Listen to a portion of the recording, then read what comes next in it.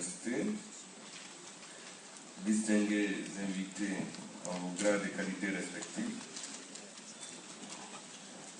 nous sommes toujours contents, sinon, pour dire que cela nous fait plaisir d'être toujours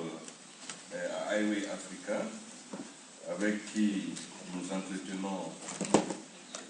des rapports confraternels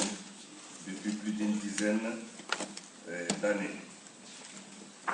Nous retrouvons donc toujours dans ce cadre-là, à ce 15e anniversaire. Donc, au nom du Forum des éditeurs africains, je voudrais remercier les organisateurs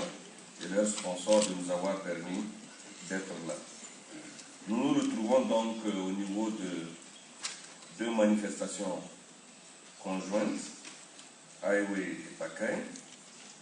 et ce qui nous interpelle fortement. Je ne vais pas revenir sur tous les points qui ont été développés déjà par mes prédécesseurs, mais je voudrais juste ajouter que, au-delà de tout ce que mon ami Chris a pu dire sur Highway,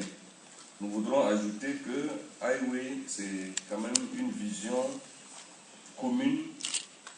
que nous avons de l'Afrique, des transformations et des changements utiles qui s'y font ou qui vont s'y faire, pour la simple et bonne raison que chaque année, nous avons des thématiques assez pertinentes qui nous permettent d'échanger entre nous, de partager nos expériences et d'en avoir une vision commune. C'est ce qui d'ailleurs fait que Highway est une avancée dans notre continent. Sur le second point, à savoir le droit d'accès à l'information, je pense que je ne me tromperai pas si je dis que beaucoup de confrères dans cette salle connaissent les conséquences de ce manque de droits dans leur pays, parce que le plus souvent, cela les conduit là où il n'est pas agréable, cela les conduit à être embastillés, cela les conduit devant les tribunaux. Si fait donc, il n'est pas étonnant que le Forum des éditeurs africains se retrouve dans ce groupe de travail pour faire avancer l'adoption de ce texte-là, pour mener le plaidoyer nécessaire pour que ce texte aboutisse. Donc, je crois que nous avons, en tout cas au niveau de notre forum, 2 interpellations très fortes cette année, qui partent tous de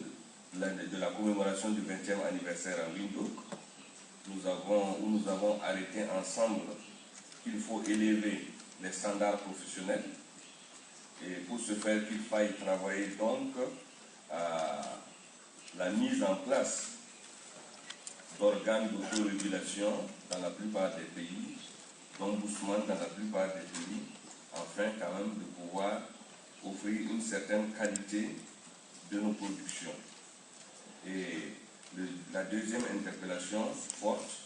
c'est qu'il faut que, au sortir notamment de la réunion sur le droit d'accès à l'information, nous prenions ceci à notre charge et que nous puissions faire le plaidoyer partout dans nos pays, partout dans nos sous-régions, afin que cela aboutisse. Donc, à la différence de mes prédécesseurs, je vais m'arrêter là, parce que je pense que les uns et les autres commencent à fatiguer beaucoup. Je vous remercie.